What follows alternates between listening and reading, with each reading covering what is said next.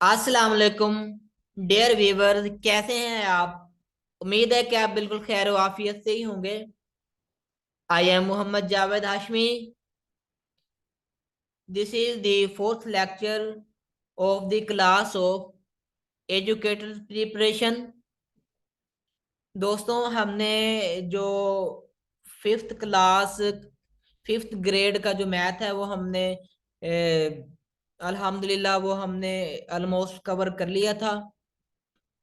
आज हम जो स्टार्ट करने जा रहे हैं वो ग्रेड सिक्स का मैथ है। ग्रेड सिक्स से ही जो हमारे पास ये देखें कि स्टूडेंट जो होते हैं वो इस काबिल हो जाते हैं कि वो सेट्स को रीड कर सकते हैं। तो आज हम बात करेंगे सबसे पहले सेट थ्योरी पर। दोस्तों, हम जानते हैं कि अगर हमारे पास कुछ ऑब्जेक्ट्स हों जो कि वेल डिफाइंड भी हों और वो डिस्टिंक्ट भी हों, तो उनका जब कलेक्शन होता है तो उनको अगर करली ब्रैकेट में अगर हम अनक्लोज कर लें तो वो एक सेट कहलाता है, जो कि सेट की टेबुलर फॉर्म कहलाता है।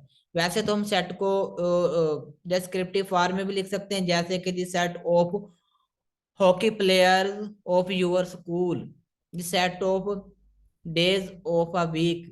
तो ये सेट को डिस्क्राइब करने के लिए ना, रिप्रेजेंट करने के लिए थ्री फॉर्म होती है। फर्स्ट अगर हम कहते हैं डिस्क्रिप्टिव फॉर्म होती है। सेकंड अगर कहें तो वो टेबुलर फॉर्म होती है। यहाँ पर डिस्क्रिप्टिव फॉर्म ये कहलाती है जिसमें डिस्क्राइब किया जाता है कि सेट का बताया जाता है, एक्सप्लेन वैसे वर्डिंग में किया जाता है। और सेकंड ये है कि हम इसको टेबुलर फॉर्म में लिखते हैं कि सेट के एलिमेंट्स लिखें, उनको कॉमों से हम सेपरेट करें और उनको एक कर्ली ब्रैकेट में एनक्लोज करें, तो ये टेबुलर फॉर्म कहलाती है। तीसरी कहलाती है सेट बिल्डर फॉर्म। और अगर हम सेट बिल्डर फॉर्म का हम आगे जाके इंशाल्लाह ताला इसका भी जिक्र करेंगे। तो ये मेन डेफिनेशन है कि अगर कोई एलिमेंट है किसी सेट का, जैसे कि सेट के एलिमेंट्स वन टू और थ्री हैं, तो हम लिख सकते हैं one belong to A, two belong to A, three belong to A. और थ्री और ए के दरमियान जो यहाँ पर, और वो टू और ए और वन और ए के बिटवीन जो यहाँ पर सिंबल लगा हुआ है, इस सिंबल को हम कहते हैं बिलोंग टू। बिलोंग टू का मतलब है ताल्लुक रखता है, कि उसमें है मौजूद ये है। अगर हम इस पर ये वाला सिंबल के ऊपर अगर लाइन लगा दें तो इसका मतलब है ये इसमें मौजूद नहीं है इस सेट में। तो ये आप इसको अच्छी तरह जानते हैं, तो आप इनको रीड कर सकते हैं। फाइनाइट सेट है जिसके एलिमेंट फाइनाइट होते हैं, वो फाइनाइट सेट कहलाता है। इनफाइनाइट सेट जिसके जो एलिमेंट इनफाइनाइट होते हैं, इनफाइनाइट सेट कहलाता है। इसमें बहुत अच्छे से एग्जांपल दी गई हैं।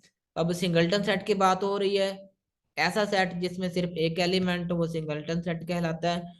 और उसके बाद क्या सब सेट्स हैं कि अगर कुछ एलिमेंट्स किसी सेट के लेकर एक नया सेट अगर हम एक फॉर्म कर लें तो वो सेट का सब सेट कहलाता है। कि जैसे बी हमारे पास एक बिग सेट है और ए जो है उसका सब सेट है, उसको यूं लिखा जाता है। और पावर प्रॉपर सेट का मतलब है कि ऐसा सेट, ऐसा सब सेट के वो अगर किसी सेट के एलिमेंट्स लेकर बनाया गया तो जिस ओरिजिनल सेट से वो न्यू सेट तैयार किया गया, तो न्यू सेट के एलिमेंट्स जो होते हैं वो कम होने चाहिए ओरिजिनल सेट से। जैसे कि बी के ज्यादा होने चाहिए एलिमेंट्स, बी के ज्यादा एलिमेंट्स होने चाहिए और ए के कम होंगे, तो फिर ए जो है वो प्रॉपर सेट कहलाएगा बी का। अगर इसके सारे एलिमेंट बी के ए में आ जाते हैं तो फिर ए क्या होता है, इम्प्रॉपर सेट कहलाता है। और इम्प्रॉपर को हम रिप्रेजेंट करने के लिए ये सब सेट के अलामत के नीचे इक्वल टू के भी लाइन लगाते हैं, बार लगाते हैं। तो इस तरह से आप इसको रीड कर सकते हैं।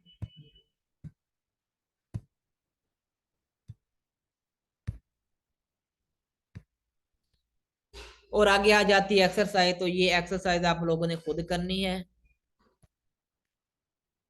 और उसके बाद यूनिट टू आ जाता है। यूनिट टू में हम होल नंबर्स पढ़ेंगे। होल नंबर्स में हम नेचुरल नंबर और जीरो को इंक्लूड करते हैं तो वो होल नंबर कहलाते हैं। नेचुरल नंबर जो होते हैं वो वन से स्टार्ट होते हैं, लेकिन होल नंबर में जीरो जीरो इंक्लूड होता है। ये सारा कुछ लिखा हुआ लेस देन के लिए और ग्रेटर देन के लिए, लेस देन और इक्वल टू, ग्रेटर देन और इक्वल टू। ये कुछ मतलब ये आप लोगों ने ये भी देख लेने हैं। फिर कम्यूटेटिविटी, एसोसिएटिविटी, डिस्ट्रीब्यूटिविटी, ये सारा कुछ हम जानते हैं। इसकी आपने एक्सरसाइज भी कर लेनी है।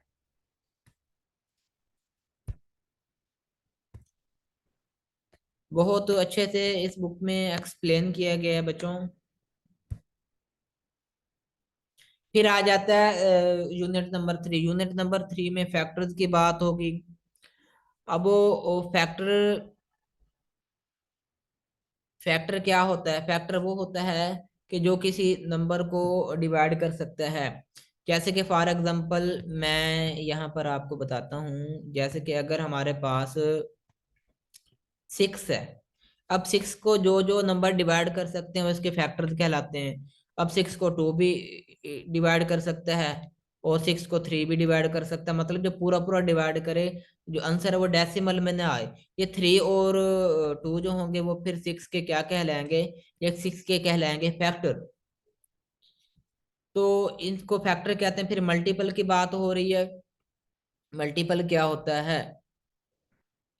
जैसे कि अगर हमारे पास 2 है, तो ऐसे नंबर जो 2 पर डिवाइड हो जाते हैं वो 2 के मल्टीपल्स कहलाएंगे। 2 भी 2 का मल्टीपल है, 4 भी 2 का मल्टीपल है, 6 भी 2 का मल्टीपल है, और मल्टीपल इनफाइनाइट हुआ करते हैं। तो ये मल्टीपल का कॉन्सेप्ट है। ये देखें, फैक्टर्स की डेफिनेशन दी गई है, मल्टीपल की डेफिनेशन दी गई है। प्राइम नंबर की क्या है कि वो नंबर जिसके सिर्फ 2 डिवाइजर होते हैं, एक विद सेल्फ होता है और एक होता है 1। कंपोजिट नंबर्स होते हैं ऐसे नंबर के जिसके 2 डिवाइजर से ज्यादा डिवाइजर है, वो कंपोजिट नंबर्स कहलाते हैं। और हाईएस्ट कॉमन फैक्टर वो हमने पहले पीछे पढ़ा है, हमने वो फिफ्थ ग्रेड की बुक में हमने वो पढ़ चुके हैं। तो ये सारे जो हैं ये कोई इतने मुश्किल नहीं है, छोटे छोटे कॉन्सेप्ट हैं और ये मेन कॉन्सेप्ट है।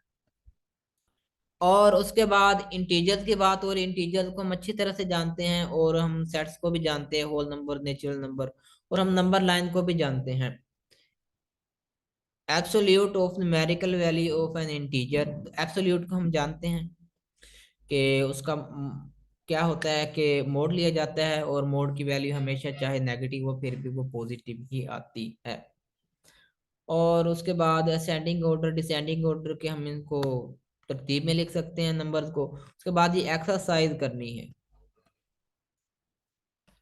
और उसके बाद आ जाता है यूनिट नंबर 5 के, जिसमें सिंप्लीफिकेशन इसमें वही है कि इसमें ना अलजब्राइक एक्सप्रेशन दिए गए होंगे, उनको सोल्व करना होगा। इसमें बीओ और डी मास रूल यूज होगा। ये आपको पहले बताया गया है 5th ग्रेड में, ये बताने की जरूरत नहीं है। ये अलजब्राइक जो इक्वेशंस हैं, ये आप इनको सोल्व करना, इन एक्सप्रेशन को सोल्व करना अच्छी तरह से जानते हैं। रेशो और प्रोपोर्शन अल्हम्दुलिल्लाह वो हमने जो 5 ग्रेड था उसमें देख लिया था। तो ये आप लोगों ने उसको इससे रिलेट कर लेना है, और इसमें अगर कोई न्यू चीज होगी वो आप लोगों ने रीड कर लेनी है। I know well we are mathematicians, और हम इसको जानते हैं पहले से। और आज का जो हमारा क्या कहते हैं कि सिलेबस था आज का, वो यहीं पर खत्म होता है। इंशाल्लाह ताला मिलते हैं नेक्स्ट लेक्चर में। लेकिन अगर इस लेक्चर जो आज का लेक्चर है, इस बारे में अगर किसी का क्वेश्चन है किसी टॉपिक के रिलेटेड, तो वो मुझसे पूछ सकता है।